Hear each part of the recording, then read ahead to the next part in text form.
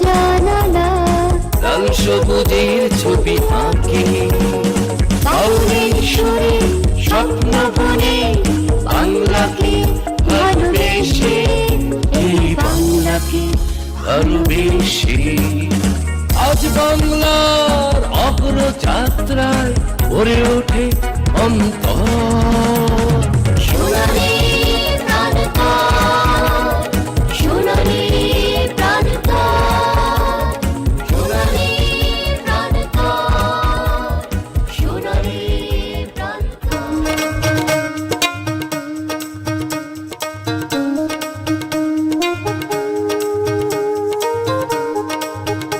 স্বাগত জানাচ্ছি সোনালী প্রান্তর অনুষ্ঠানে। আজ আমরা এসেছি দিনাজপুর জেলায়, তুলে ধরছি দিনাজপুর জেলার উপর তথ্যচিত্র।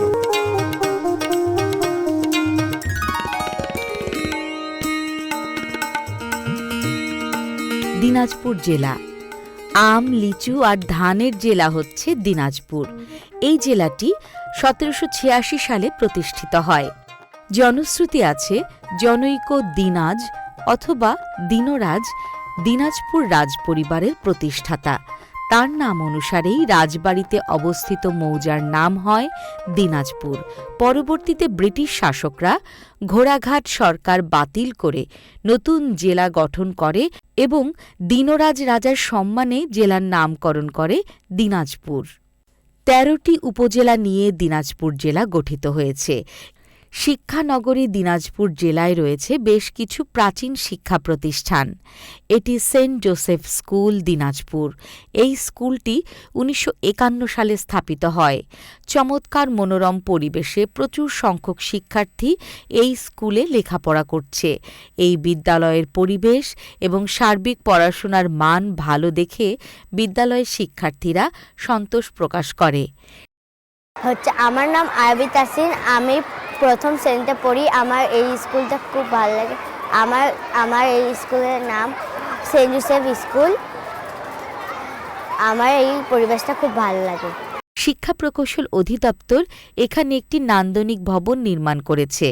এই ভবনটি নির্মাণের ফলে বিদ্যালয়ের শিক্ষার পরিবেশ আগের চেয়ে অনেক বেশি উন্নত হয়েছে বলে বিদ্যালয় কর্তৃপক্ষ মনে করে। বর্তমান সরকার আপনাদের সুন্দর একটি ভবন দিয়েছে। এই ভবন পাওয়ার কারণে আপনার শিক্ষার পরিবেশে কি কোনো পরিবর্তন আসছে মনে করেন? সেটা তো অবশ্যই আসছে। আর এই ভবনটা দেখতে পাচ্ছেন, আসলে আমরা সবাই অনেক খুশি এবং গর্বিত আমরা সরকারের কাছ থেকে এই বিল্ডিংটা পেয়েছি, কারণ আমাদের শিক্ষার্থীরা এতে অনেক উপকৃত হচ্ছে।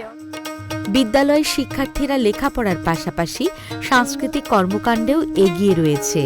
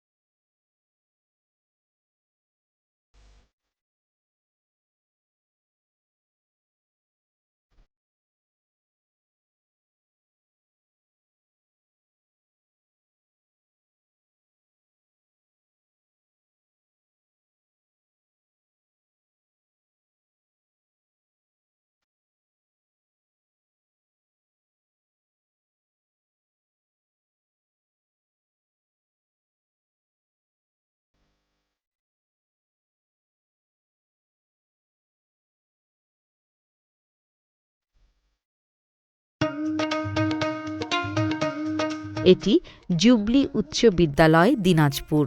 বিদ্যালয়টি 1887 খ্রিস্টাব্দে স্থাপিত হয়। শিক্ষা প্রকৌশল অধিদপ্তর এখানে একটি নান্দনিক ভবন নির্মাণ করেছে। এ বিদ্যালয়ের শিক্ষার্থীরা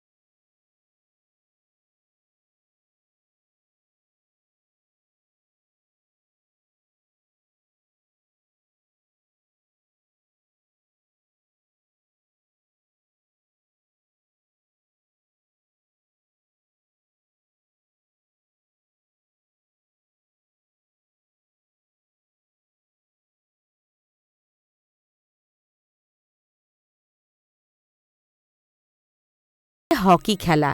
এ বিদ্যালয়ের মেয়ে শিক্ষার্থীরা জাতীয় পর্যায়ে শ্রেষ্ঠত্ব ধরে রেখেছে। জুবলি উচ্চ বিদ্যালয় মাঠে কথা বলছি এই বিদ্যালয়ের সম্মানিত প্রধান শিক্ষক বনু বিশ্বাসের সাথে। এটি আমি খুব ভালোভাবে দেখছি এবং আগামী দিনের যে একটি উজ্জ্বল ভবিষ্যৎ গড়ে উঠছে এই ব্যাপারে কোনো সন্দেহ নাই। বর্তমানে সরকারের যে চিন্তা চেতনা ভাবনাগুলি অতি চমৎকার এবং সুন্দর। এটি কাদের বক্স মেমোরিয়াল কলেজ, দিনাজপুর। এই কলেজটি 1965 সালে স্থাপিত হয়। শিক্ষা প্রকৌশল অধিদপ্তর এই কলেজে একটি আইসিটি ভবন এবং একটি একাডেমিক ভবন নির্মাণ করেছে। দর্শক, আমি কথা বলছি শিক্ষা প্রকৌশল অধিদপ্তর দিনাজপুর জেলার নির্বাহী প্রকৌশলী SM শাহিনুর ইসলামের সাথে। আপনার কাছে জানতে চাইব, বর্তমান সরকার সারা দেশে শিক্ষা অবকাঠামো নির্মাণে বিপ্লব ঘটিয়েছে, এটা আপনি কিভাবে দেখেন?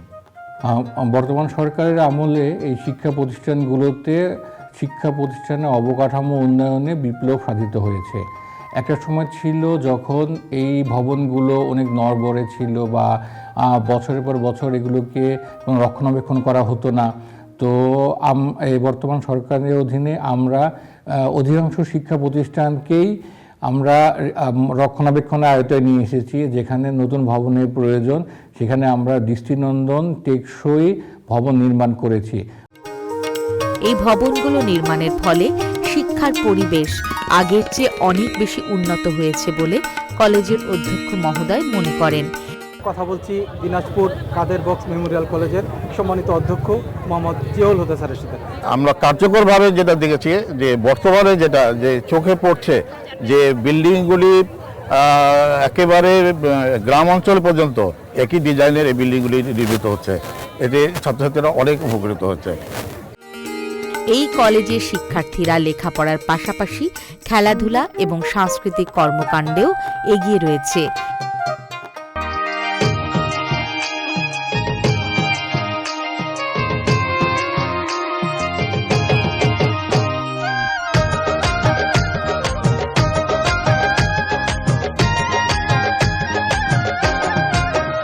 ওরে বাংলাদেশের মানুষগুলা থাকির তোমার নিমন্ত্রণ, দিনাজপুর ভাই বেড়ে আহাদান।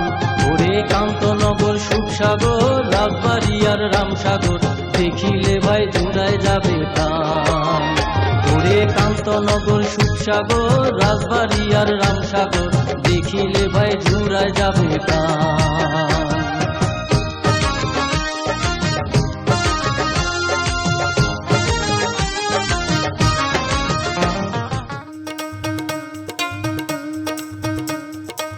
এটি দিনাজপুর সরকারি মহিলা কলেজ দিনাজপুর। এই কলেজটি 1966 খ্রিস্টাব্দে স্থাপিত হয়। এই কলেজে প্রচুর সংখ্যক শিক্ষার্থীরা লেখাপড়া করছে। শিক্ষা প্রকৌশল অধিদপ্তর এই কলেজের পুরনো ভবনগুলো সংস্কার করে নতুনভাবে ব্যবহার উপযোগী করেছে। পাশাপাশি নতুন একটি 5তলা বিজ্ঞান ভবন নির্মাণের কাজ খুব শীঘ্রই শুরু করবে। দর্শক, কথা বলছি দিনাজপুর সরকারি মহিলা কলেজের সম্মানিত অধ্যক্ষ প্রফেসর ফরিদা পারভিনের সাথে। হ্যাঁ, এটা তো অবশ্যই যে বিপ্লব ঘটিয়েছেন নান্দনিকভাবে। কারণ আমরা যখন টিভি খুলি বা দেখি, আশপাশের খবর দেখি, তখন দেখি যে সত্যি এটা খুবই প্রশংসনীয়। এবং এটা যে বাংলাদেশে এত সুন্দরভাবে মানে আলো ছড়িয়েছে, এটা আসলে বলার মতন। আমাদের নেত্রী পারছেন এবং পারবেন ভবিষ্যতে। এই কলেজের শিক্ষার্থীরা লেখাপড়ার পাশাপাশি সাংস্কৃতিক কর্মকাণ্ডেও এগিয়ে রয়েছে।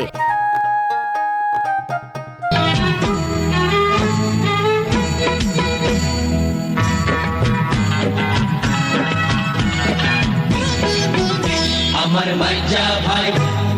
মাইজা ভাই সাইজা ভাই কই গেলা রে, চল যাই খেতে ধান কাটিতে।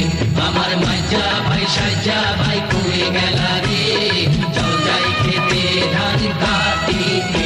চল নাচতে নাচতে গান গাইতে গাইতে, চল নাচতে নাচতে গান গাইতে গাইতে, চল যাই খেতে ধান কাটিতে।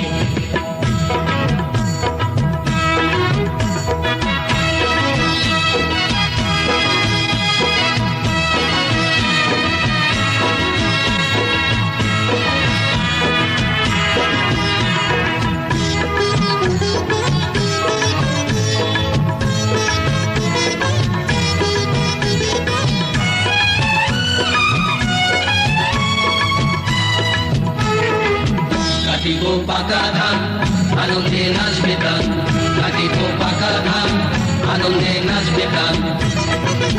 প্রধান মাথায় কইরা আগুন বাড়িতে, প্রধান ভাইরা দিবে বউকে দিতে।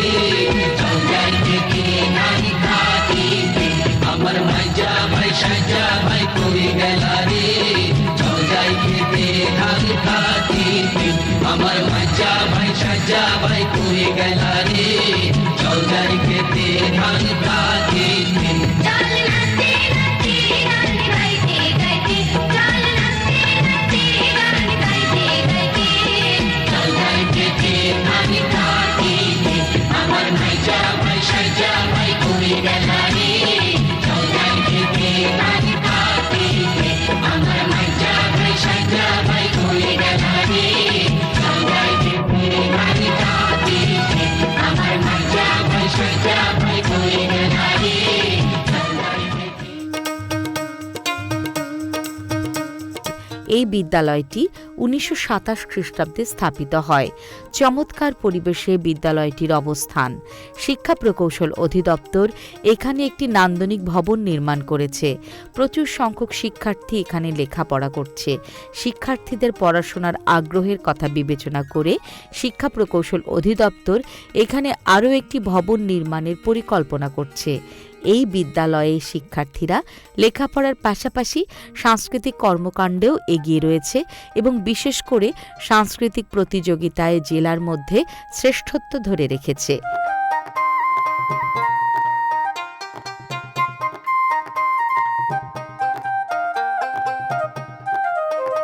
সম্মানিত প্রধান শিক্ষক রতন কুমার রায়ের সাথে জানতে চাইব, বর্তমান সরকার সারা দেশে শিক্ষা অবকাঠামো নির্মাণে বিপ্লব ঘটিয়েছে, এটা আপনি কিভাবে দেখেন?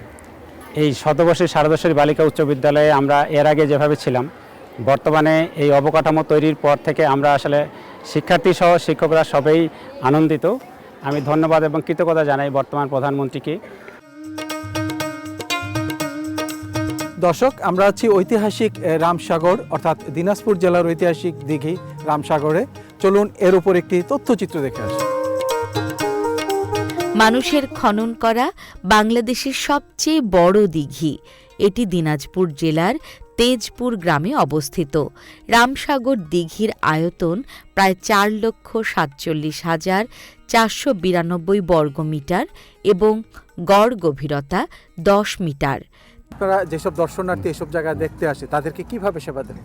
আমরা মূলত তাদের ব্যক্তি নিরাপত্তা সহ বিভিন্ন সমস্যা যদি হয়ে থাকে তখন তৎক্ষণাৎ আমরা ব্যবস্থা গ্রহণ করি। দিঘির পশ্চিম পাড়ে একটি ঘাট রয়েছে। দিনাজপুর শহর থেকে প্রায় 7 কিলোমিটার দূরে রামসাগর দিঘিটির অবস্থান। রামসাগর দিঘিকে কেন্দ্র করে একটি মনোরম রামসাগর জাতীয় উদ্যান গড়ে উঠেছে। এখানে পূর্ণ চাঁদের সৌন্দর্য উপভোগ করা যায়। ইতিহাস থেকে জানা যায়, পলাশী যুদ্ধের কিছুকাল পূর্বে রাজা রামনাথ পার্শ্ববর্তী গ্রামগুলোর পানির চাহিদা পূরণের জন্য এই দিঘিটি খনন করে। রাজা রামনাথের নাম থেকেই দিঘিটি রামসাগর দিঘি নামে পরিচিতি লাভ করে। দর্শক, এতক্ষণ দেখেছেন দিনাজপুর জেলার উপর তথ্যচিত্র। আগামী সপ্তাহে একই সময় দেশের অন্য কোনো প্রান্তে আবারও দেখা হবে। আর অনুষ্ঠান সংক্রান্ত মতামত জানাতে আমাদেরকে ইমেল করতে পারেন। আমাদের ইমেল অ্যাড্রেস হচ্ছে sonaliprantор@gmail.com। আজ এ পর্যন্তই। সবাই ভালো থাকুন, সুস্থ থাকুন এবং নিরাপদে থাকুন। আল্লাহ হাফেজ।